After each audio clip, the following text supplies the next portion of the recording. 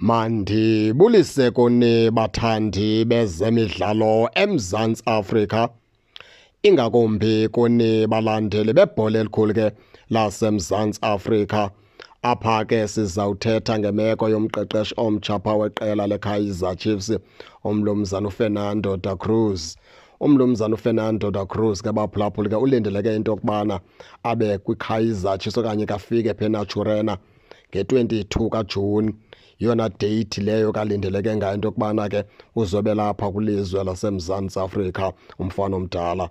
Khumbula ke into yokubana iKaizer Chiefs ithi le nto iyenze into yokubana afike early akwazi ukulungisa into ezininzi, ngoba iKaizer Chiefs semalungiselelo into yokubana ke izawubheka phaa kwi-pre-season abafana abadala.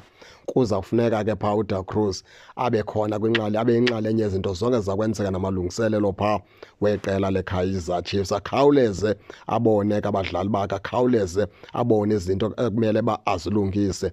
Kuthiwa ke lo kaDa Cruz uzawuza ke nabakhe abantu abayi-4 azohlala nabo phaa kulaa bench umfana omdala.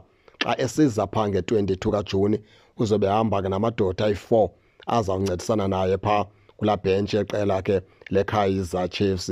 Ndinikhumbuze into yokubana ke lo kaDa Cruz naye wayeze nomnumzana uNazarethin Napi, wayengomnye wamadoda kaNazarethin Napi.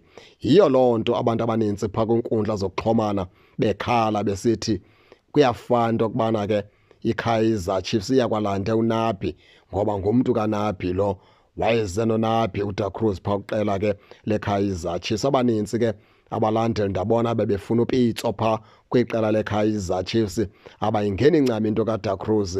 Bayakhala ke begxeka into yokubana iKaizer Chiefs ikusingathi ayikho serious kakhulu. Ingathini na ukuthatha uFernando da Cruz imenze umqeqeshi weqela leKaizer Chiefs? Ayisithi ke abatshoyo ngabathandi nabaxhasi bebhola elikhulu eMzantsi Afrika bekhala bekhaliswa yimeko yomqeqeshi ke weqela leKaizer Chiefs.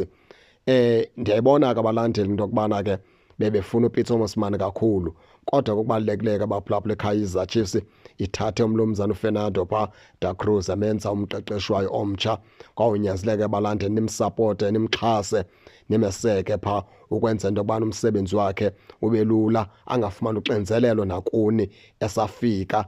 Niqale nimjonge nimbone into yokubana ibhola lakhe linjani, liya kweyiphi ni-direction. Ingabe iKaizer Chiefs phantsi kwesandla sakhe izawubheka kweliphi icala. Phambi kokubana nimgxeke ningakamboni, nimtheze amandla engakaqali nje nematch eyi-1 phaa kwiqela leKaizer Chiefs. Into ebalulekileyo kukunyamezelana, nimnikeze ithuba azibonakalise phaa uDa Cruz.